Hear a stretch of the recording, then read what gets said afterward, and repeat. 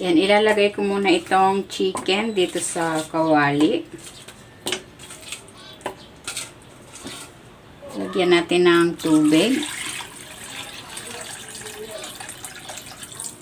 Timplahan natin ng asin at ng pamintang buo. Pakuluin muna natin ito. Tatanggalin ko muna itong mga impurities.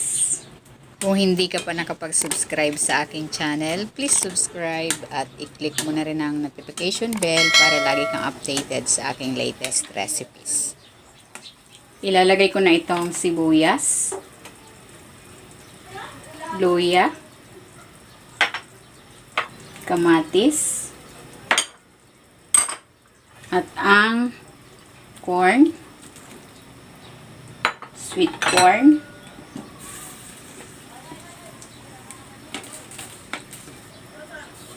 takpan natin.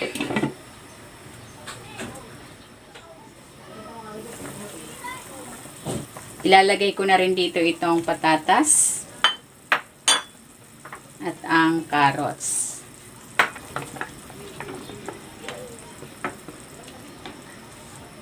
Takpan natin ulit.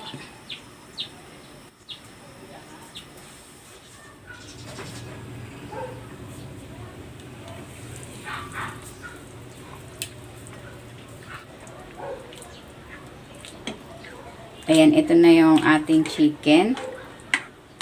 Pinakuluan ko ito sa mababang apoy for 20 minutes. Titimplahan ko ito ng patis, pampalasa. Pwede kayong maglagay dito ng mga pampalasa of your choice. At maglalagay ako ng paminta.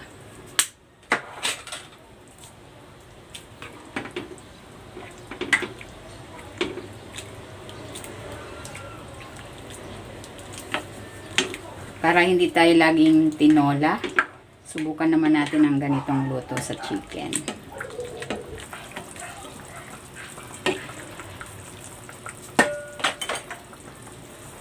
Maglalagay din ako dito ng spring onion.